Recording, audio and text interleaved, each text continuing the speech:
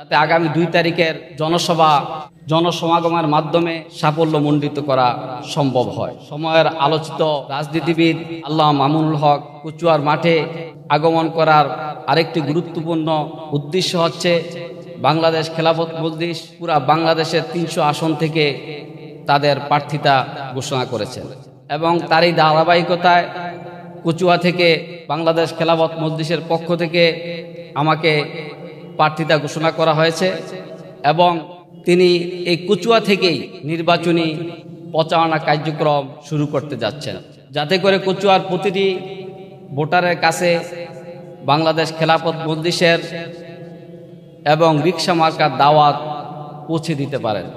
এই জন্য আপনাদের কাছে আমরা উদাত্ত আহ্বান রাখব যে আমাদের এই দাওয়াতটি প্রতিটি নাগরিকের কাছে, প্রতিটি ভোটারের কাছে পৌঁছে দিবেন, যাতে আগামী 2 তারিখের জনসমাগমের মাধ্যমে সাফল্যমণ্ডিত করা সম্ভব হয়। পাশাপাশি আরেকটি বিষয় আমরা আপনাদের মাধ্যমে জানিয়ে দিতে চাই, বাংলাদেশ খেলাফত মজলিস নির্বাচনে অংশগ্রহণ করার মূল উদ্দেশ্য হচ্ছে ধর্মবর্ণ নির্বিশেষে সর্বস্তরের নাগরিকের বৈষম্য মুক্ত মৌলিক অধিকার প্রতিষ্ঠা করা, পাশাপাশি দ্রব্যমূল্যের ঊর্ধ্বগতির যে লাগাম রয়েছে সেটাকে স্থগিত করা, যাতে গরিব দুঃখী মানুষ সাধ্যের মধ্যে তাদের জীবনযাপন করতে পারে। পাশাপাশি এই জুলুমের সমাজে জুলুম মুক্ত সমাজ গড়ার লক্ষ্যে ন্যায় বিচার প্রতিষ্ঠা করা, সন্ত্রাস মাদক এবং রাহাজানি চুরি ডাকাতি মুক্ত সমাজ গড়ে তোলা। পরিশেষে খেলাফত আন্দোলনের মূল লক্ষ্য কোরআন সুন্নাহ ভিত্তিক একটি কল্যাণ রাষ্ট্র প্রতিষ্ঠা করা।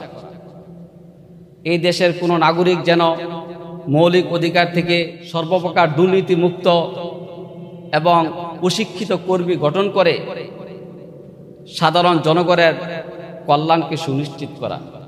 এই প্রত্যাশা এবং দাবিগুলোকে দেশবাসীর কাছে আপনাদের মাধ্যমে আমি পৌঁছে দিতে চাই।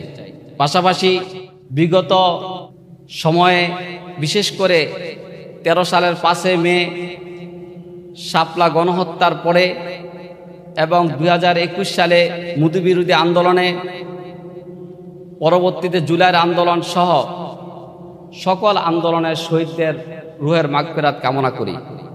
পাশাপাশি এই সকল আন্দোলনে যে সকল যোদ্ধাদের বিরুদ্ধে মিথ্যা মামলা দিয়ে হয়রানি করা হচ্ছে, তাতে সকল মামলা প্রত্যাহার করে তাদের জন্য নিঃশর্ত মুক্তির ব্যবস্থা করার জোর দাবি জানাচ্ছি। ওয়া আখিরু দাওয়ানা আনিল হামদুলিল্লাহি রাব্বিল আলামিন।